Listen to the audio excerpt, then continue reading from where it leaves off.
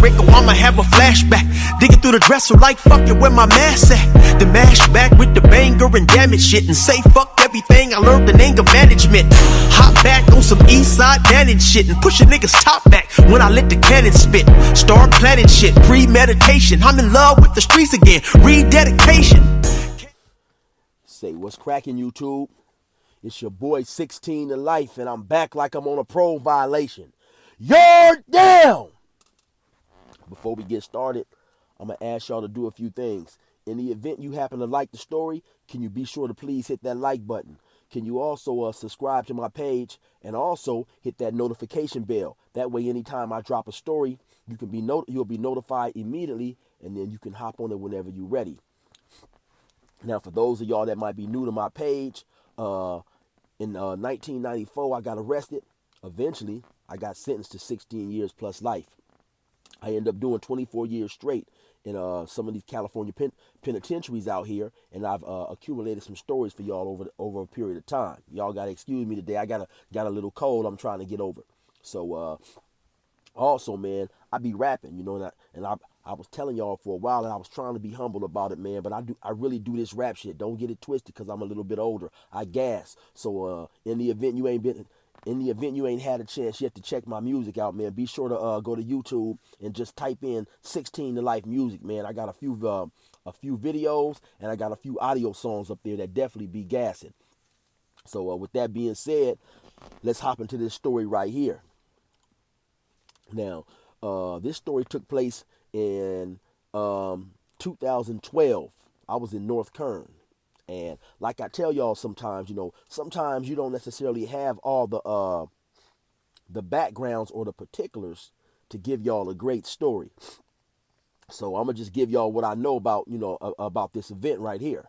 Now, one thing I can say is this dude right here, he was wild. You know, you got a lot of cats, man, who say they don't, you know, you have a lot of dudes in the penitentiary who be acting or who will say they don't care and they don't, you know, they don't give a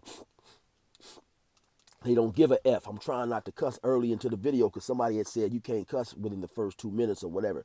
So you have a lot of dudes who say they don't give a F, man. But this dude right here, he really did not give a F. This young cat was wild, man. Now they say he was only doing a year or two in the state pen, but then after that, he had to go do life in the feds for bank robbery.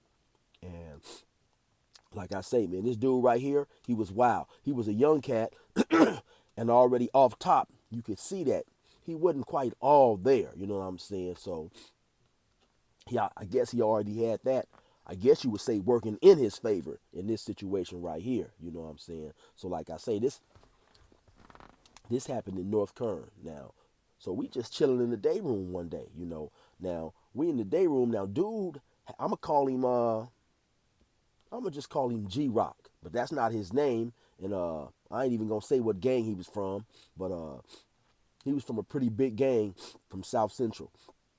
And so, you know, he happened to have a brother that was there too. Now, his brother looked just like him, and they both was young cats, man. I would probably say maybe 20, no older than 23, you know, maybe as young as 20 years old, 19 years old. Excuse me. His brother looked just like him, but his brother didn't gangbang. You know, I think his brother was younger than he was. And so we in the day room chilling one day, you know, playing chess, me and my older homeboy who I grew up with, Deer Hunter. Now, at this particular prison, I had two homeboys there who I grew up with, which is rare for me, like I say, because I'm from a small town, you know what I'm saying?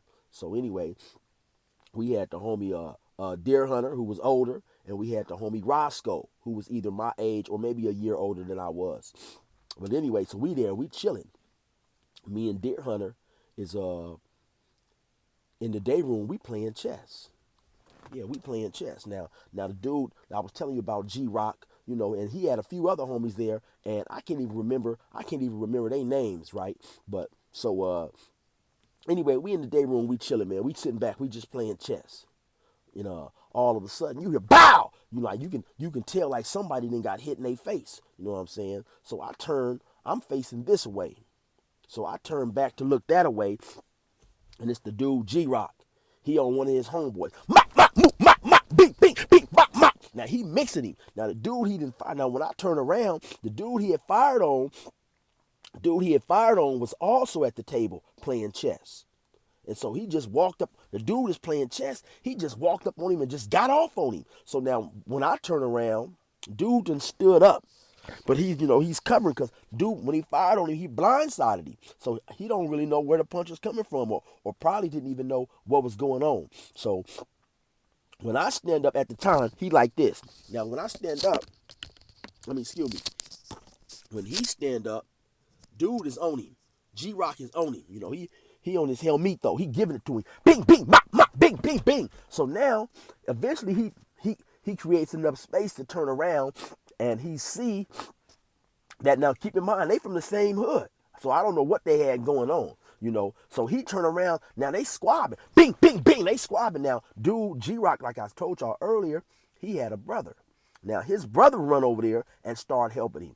And then also, there was a dude, man, who was from IE. He was pushing IE at another prison. We all was at another prison. We all was at CMC East, and a lot of us had got transferred down there. So for whatever reason, when he transferred down to this other prison, he all of a sudden just flipped and joined another gang. I don't know how the hell he done that shit. You know what I'm saying?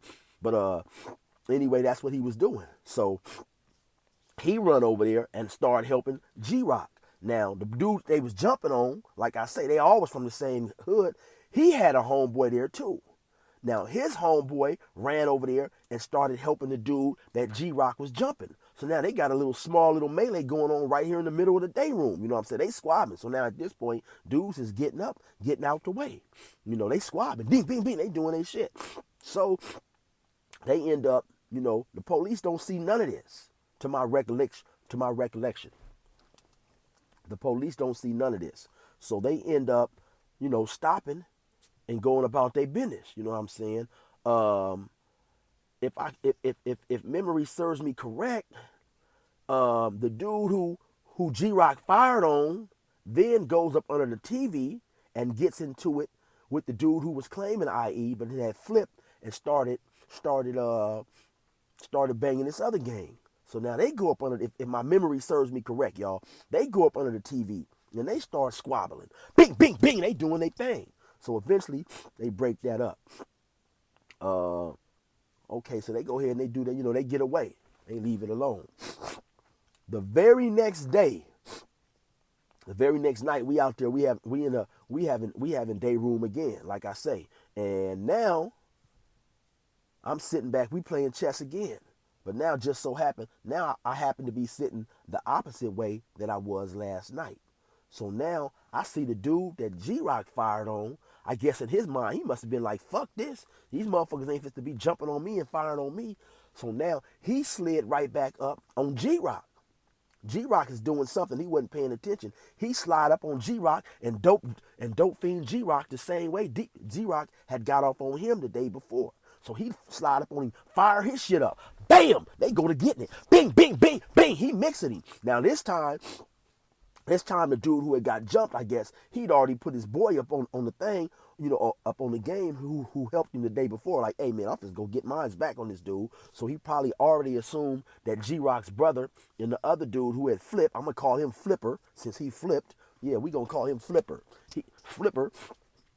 He probably already knew that G-Roc's brother and Flipper was going to rush him or whatever. So they go to squabbing. They go to squabbing again. Bing, bing, bing, boo, bah, bah. They squabbing harder in the day room, Now, they doing their thing. So now when they squabbing, everybody get up, of course, and start getting out the way. Because don't nobody want to be caught up in some mess that they don't have nothing to do with in the event, the police see it or whatever. Now, like I say, y'all, I can't quite remember on that situation right there if the police happen to see that or not. I kind of, I faintly remember like the police seeing that and putting the yard down or whatever and running up in there and getting them. But I'm not 100% on that either. But I do know eventually they all came back to the building. So I don't know if the police seen it or not or whatever, because I know they still was in the building.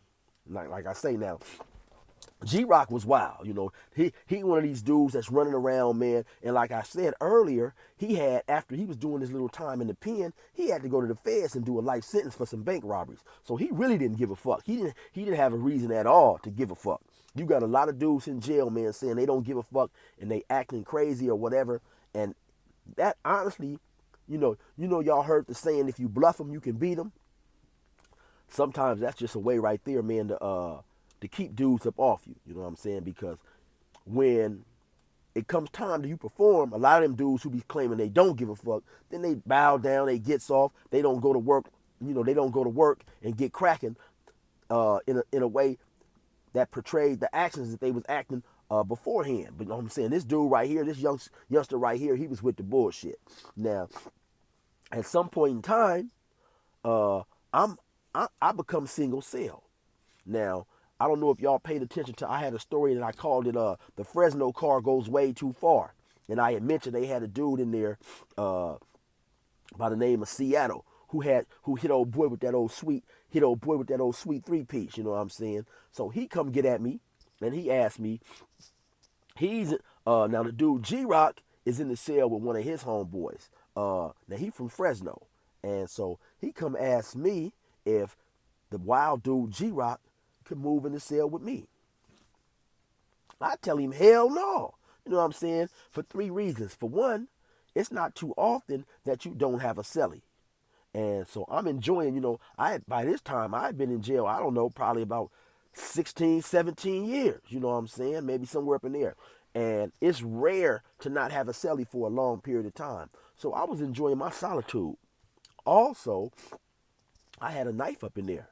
And one of the favorite tactics by the police is when you may have a dude, a convict walking around there tripping or getting into a lot of stuff or whatever.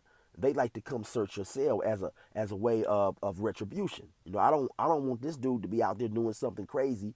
They come hit the cell and find the knife, then I go to hole because it's my knife, so I'm gonna definitely claim it. But I don't want any unnecessary attention. And for the third reason, like I said, this dude is a little off his rocker. What the hell I'm gonna move a crazy motherfucker in my cell for and then creating a situation for myself and we get into it, you know what I'm saying? So I told him, hell no, that dude can't come up in here in the cell with me. See, what he trying to do, he trying to remove the problem, get him out the cell with his homeboy. And so, I've always looked relatively young for my age, so I don't know if he thought that I was a little younger than I was and I was going to go for some goofy shit. But I told him, hell no, you know what I'm saying? You can cancel that bullshit. So he got a little upset, but what he going to get upset with me for? Because I'm not trying to help his homeboy, you know what I'm saying? So anyway, he going about his business. Now, I don't know exactly how much longer it was after this, maybe about a few weeks later or whatever, because like I said, they kept him in the building. Now, my homeboy that I mentioned to y'all earlier, Roscoe, he was a porter. Now, what a porter does out here in these California prisons, he basically just cleans up. He cleans the tables, he cleans the shower, he may sweep the floor. It just depends on how many porters they have, and they figure out what each porter is going to do. But one of the good things about being a porter is that when everybody else is locked up, you out. You out early in the morning, you doing this, and so really it's a way also of being able to move around, go to this cell, that cell. And not only was my homie the porter, he was a MAC rep. Now a MAC rep is basically, the MAC rep stands for Men's Advisory Council. And basically it's just a person who is on a committee of convicts, and if we happen to have grievances or whatever, they'll discuss the grievances with the administration. You know what I'm saying? And it's just a way, to move from building to building and all this and that. Now, at this particular prison, it was like, I think 5 buildings on the yard, but let's say, for instance, building 1 and building 3 came out. And so they came out together, and building 2 and maybe building 4 came out, or whatever, maybe 1, 3, and 5 came out together. But anyway, you could be in building 5, have a homeboy in building 4, and not even see him, you know what I'm saying? Because of the way the program was. They wasn't letting every building to the yard. So by him being that MAC rep, he could go to each building and talk to people and, do whatever he needed to do. So early one morning, he's out. He's out in the building doing whatever he do. Now the dude G-Roc called him to the cell. And so he called him over there. G-Roc tell him, hey homie, can you get the guard to pop my cell? So my homie Roscoe tell him, yeah, no problem, don't even trip, I'm gonna get you out. So Roscoe go, he walk over there. The guard is up in the tower, but my homie Roscoe is on the floor. So he walk over there, tell him, hey man, can you let cell such and such out for whatever reason? And so he dude in the tower, he pops G-Roc out. So G-Roc tell my homeboy, all right, good looking out, man, and close the door. So now when my homeboy go to walking off, G-Roc just come up behind him, dope fiend, bam, he fire on him. My homie turn around, they get the squad. Beep, beep, beep, beep, boop, bop, beep. Now my homie was probably maybe about 5'10", 5'11". G-Roc probably was about 5'9", about 165. My homie probably about, like I say, 5'10", 5'11", probably about 190. Chunky, nice little worked out on him. He had life too, and probably you can look at him and see he worked out his whole time. Matter of fact, he's still in there right now. But he had probably, at that time, he had probably been locked up maybe about 20 years, 22 years, you know what I'm saying? So he turned around, he started mixing G-Roc. He owned him. Now, my homie at the time, too, he's older. He got a gray beard and all this and that. He was probably about 43, 44, I don't know, somewhere up in there. So I don't know if G-Roc thought he had him one or whatever the situation was. You know what I'm saying? But like I say, he dope fiend my homeboy. My homeboy turned around and started getting with him. Now, so I just happen to hear, I hear the alarm. Now, the guards see all this. So when he hit the alarm, I run to my door. I don't know what's going on, but I just get up. I go to my door. I look out the side of my door. I see my homeboy squabbing with somebody. Now, the other dude who I said, Flipper happened to be out there. So now when I see Flipper, I'm in the cell though. I see Flipper run over that way. But when he's running over that way, then the police come through the door. They all get down. They get maced and this and that. They all get down. So they get maced. They go to the, they take him out. They take him to the program office. They come back. So eventually they all come back. So I asked the homie, I said, hey man, what was all that about? He said, I don't know. He explained the story to me. But I seen Flipper running over there. Like I say, Flipper used to be from IE. So I asked the homie, I said, hey man, did they jump you out there? He was like, no. I'm like, homie, is you sure? Because now one thing he already knew. He knew that me and the homie Deer Hunter was going to go. You know what I'm saying? He already knows. So to this day, I kind of wondering if they did or not. And I honestly think that he wasn't trying to make the situation worse than it was. You know what I'm saying? Because he already know that me and Deer Hunter going to go. Homie Deer Hunter's a fool. He already know that we going to go. So he swore up and down, you know what I'm saying? No, they didn't jump him and this and that. And so, we left the situation alone. Now, so like I say, they all come back to the building. Now, maybe, I don't know how long it was after that. Maybe about a week after that, we go into chow, and G-Roc, the wild youngster, he stabbed one of his homeboys in the chow hall. This dude was off the chain. You know what I'm saying? We going in there, man. We going in the chow hall. He just happened to be maybe about 6, 7 people in front of me, man.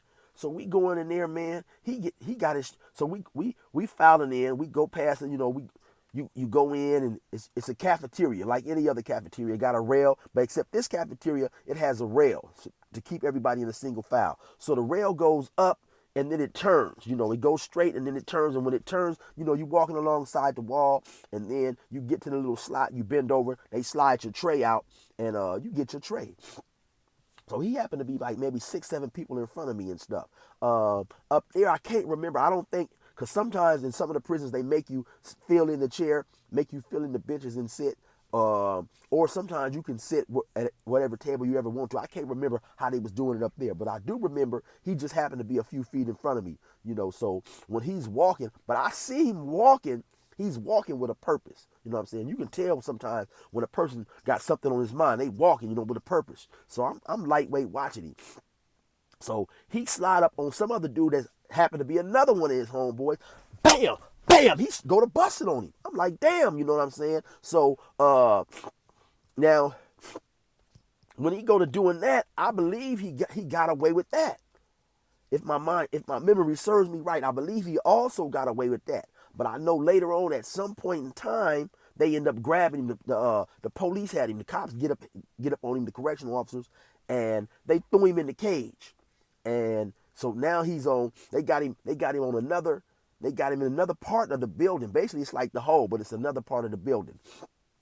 And at some point in time, I think in trying to come get him and take him to go see the captain or whatever, they end up charging him with assault on staff also. Even though now when they come to get you, now when you in the hole or you got a disciplinary action, they make you cuff up. You know what I'm saying? So they got a little slot in the cell, and they open the tray slot, and you got to back up and stick your hands out there, and then they cuff you up. And then they'll come in, then they come in, they get you and this and that. But some way in the course of doing all that, he ended up catching assault on the staff, on the police, man. And that's pretty much the last time I seen him. I don't know if they ended up moving him somewhere, whatever. I can't remember, like I say. But, you have a lot of dudes, man, who be claiming they don't give a fuck. But this dude really didn't give a fuck. This dude was wild. He was off the chain, man. This dude was in there fighting all the time. Like I say, he ended up stabbing one of his homeboys. This youngster was wild, man. And so that's how it goes sometimes. But a lot of dudes don't understand, too. That's why it's important when you're in prison to try to pick a good cellie. You know what I'm saying? Because if you got a wild cellie, if your cellie wild, it's easy, man. Y'all can get into it, and anything can happen up in them prisons, man. You know what I'm saying? So, anyway, I hope y'all enjoyed that story, man. That dude was wilding off the chain, man. If you happen to like that story, please be sure to hit that like button, man. It's your boy 16 in life. You already know what it is, man. Resume normal program.